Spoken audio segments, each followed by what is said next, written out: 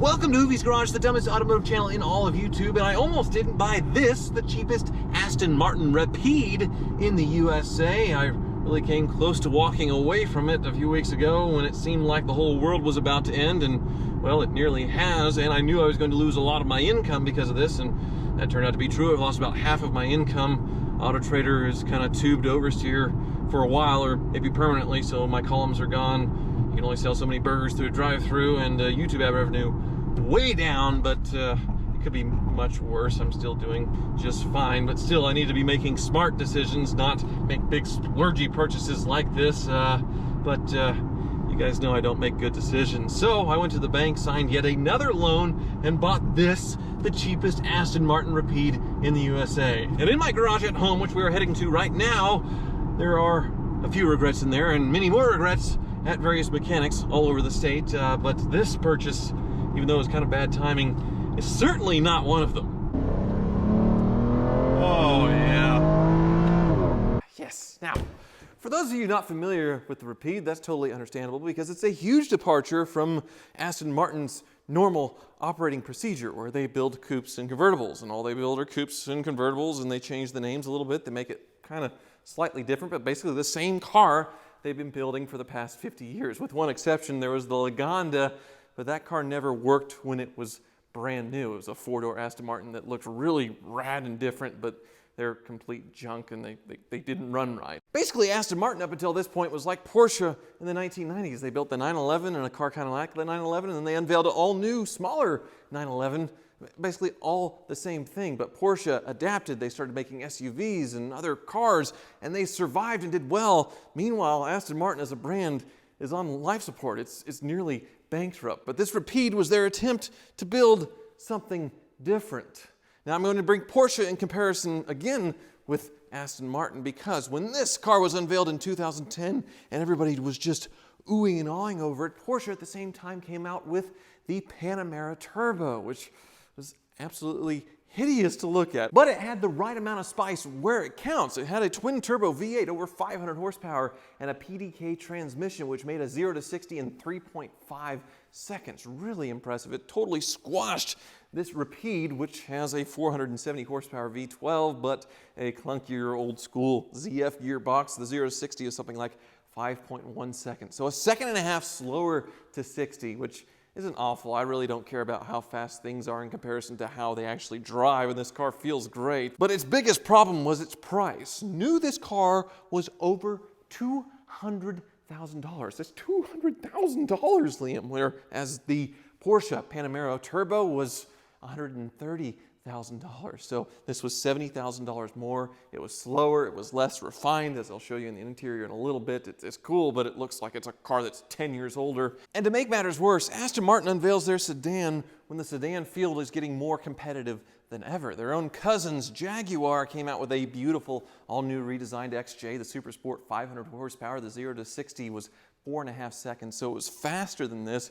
It was almost every bit as beautiful, and it was under $100,000. There were so many other great options for so much less that nobody bought the Rapide. So this Rapide was a dismal failure for Aston Martin. It really was, but it's not the car's fault. It was the price. But thanks to the magic of depreciation, these have become very affordable. For less than a Honda Accord, you can have an Aston Martin Rapide, which is exactly what I did. $44,000, and that's for a car with 53,000 miles, which isn't too bad, and a clean Carfax, and really not much wrong with it at all. So I'm actually really surprised and happy with this thing, and I'm going to give you a tour of all of its faults and its ups and its downs, but first, this guy he's completely asleep. I've completely bored him to a deep slumber. Liam, born about 2-3 weeks ago, so we'll go put him down, and then I will give you a tour of the cheapest Aston Martin Rapide. Yes. So as I said, Aston Martin, they're only known for doing their coupes and convertibles, and it makes sense that their sedan or hatchback or coupe-ish thingy is shaped like a coupe. But the one thing I think is really weird is look at these doors. You can see that the glass, it looks like it's almost one piece or kind of like a coupe, but when you open this back door to load in the baby seat, look at how the windows pop down. The front window has to pop down in addition to the back window to open the door. Same with the front door. It cracks the windows down to get the doors open. Very, very strange. Looks like it's something that's going to break, but on the plus side, it is pretty much a hatchback. It's like a 5-door. Is it gonna open? There we go. Look at this. You have a very big cargo area and a lot of partitions that you can fold away. See? Like that. And this kind of goes away too, but it actually hides what you have in the trunk. And then in the back, even cooler, there's televisions in the headrests. Look at this massive center console that nobody will ever use. And even cooler, these seats, they fold down so you have a proper hatchback kind of storage situation. Pretty wild. And here is actually the multimedia system. You have the remote and the headphones and the jacks for the old kind of video games. So a proper family sedan, which is what drew me to it, but it's still every bit Aston luxury GT car on the inside, especially when you get in the front. Look at this. Now, I'll admit the interior finishes aren't the most current. Even though this car's 9 years old, the interior really looks more like from an Aston Martin that's almost 10 years older. They were way behind the curve with all of this, but there's still a couple of cool party tricks. I love the instrument cluster, how simple and clean it is, kind of like a nice watch. And see the stereo? Bang & Olufsen, which makes a pretty cool presentation when you start this thing up, which is right here in this key slot, and I don't have the crystal key. It's just this very generic plastic looking thing that slides in here, and that starts it. Look at these speakers.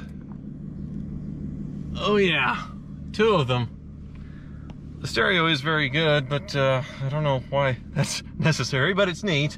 No sunroof, which is fine by me. It's one less thing to break in the beautiful suede interior. The Rapide stitched into the headrest, and these seats, they kind of look like they're stiff, racing, kind of extra bolstered seats, but they're not. They're actually super soft. It is a very nice grand touring seat that's also very supportive. I was very surprised by that. And of course, the interior's quite red. Very red. So not a bad place to be. Certainly nicer than a new Honda Accord, which is what this thing cost. And under the hood is a lot more than what a Honda Accord costs. Actually, it has a lot in common with Ford. You have a 6-liter V12, which is famously known as the double Duratec. This is 2 Ford 3-liter V6s you would find in a Taurus welded together, which I don't think that's a bad thing, because if you look at the parts on here, this alternator, it is just a normal Motorcraft alternator. Now don't get me wrong, this can be very expensive to maintain and fix if something goes wrong, but it is kind of a parts bin special, much like my old Aston Martin, the 98 DB7 that has a lot of Jaguar parts. This one has a lot of Ford parts. The starter, there's plenty of things to where if you search with the part numbers, you cross-section it, and you can save yourself a whole lot of money. And of course, when you start it up, it doesn't sound anything like 2 Tauruses next to each other. It sounds amazing. But Freddie Tavares keeps reminding me, he's an Aston Martin enthusiast and owner, he's been bugging me to pull some fuse ever since I got this thing. I haven't done it yet. Apparently you pull this fuse and the valve exhaust, it stays open to where it's basically loud and open all the time, which I guess I'll figure out how to do that now, and then we'll go for a drive. So behind this panel is a CD changer, which will never be used, and beneath that is the fuse panel. And fuse number 22 is this one. So let's get it out here. Ugh. Yes. And let's see if that makes a difference. Hopefully that's the right fuse. Well, it appears I pulled the wrong fuse because now we have a gearbox error. Well, that's kind of my fault for assuming that all Aston Martin fuses are the same in every car. So, hopefully this fault isn't back now that I have the fuse back in. Please, please, please. Okay. Okay. Okay, that's good. Alright, well now I'll do a little homework to see what actual fuse it is, and then we'll try this again. So pulling a simple fuse, as expected, has completely defeated me. Typical. It's underneath this seat, and I have no idea how to take this seat out to access the fuse panel with the fuse in it. And when I do that and put it all back together, then I have to do it all again to put the fuse back in, which is kind of a pain. I did some research, and somebody sells a kit with a little switch to where you can open and close it manually, disengage that, which would probably be the way to go. So looks like a job for the car wizard, most likely. So now we can just go for a drive once I get these seats back to where they're supposed to be. I can't believe how completely inept I am, but at least I can hit the sport button, and that makes the exhaust open up sooner. So when I hit the gas, it does sound very good. There it is. Oh, yes.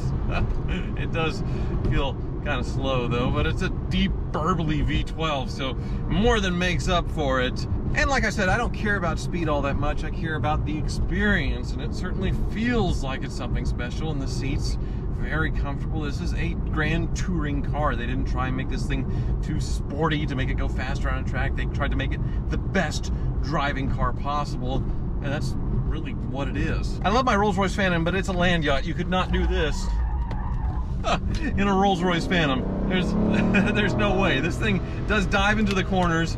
It is very well balanced because the transmission is rear mounted. There's a torque tube running here, so it's got a near 50-50 weight distribution. And it is really fun and engaging to drive, but it's also super practical. Got the car seat, got another seat for a kid. I can haul a bunch of stuff.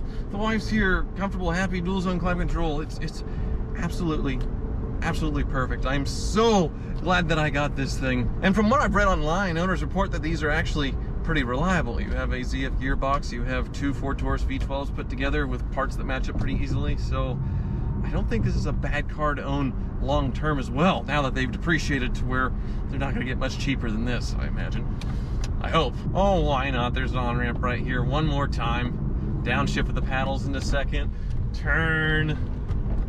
And floor it. Oh, yeah. The shifts are really tight too. Yeah, it's plenty fast. It's fine. It's an awesome car. It's sad to hear that Aston Martin is really not doing well. Even before all this situation with the world, they were barely able to keep their head above water. Actually, I think they were underwater and drowning in debt, and the new SUV they have coming out, it's probably not going to be enough. It's sad to say. Now the company won't die. Somebody will buy them up and then probably cheapen up the cars to make them more affordable to a price point, or, you know, badge engineer them or something like that. But it's too bad because these cars really are special. They really are something. I'm really happy that I got a hold of one. Heavily depreciated. Yes, it's amazing. Thank you for watching. Woo!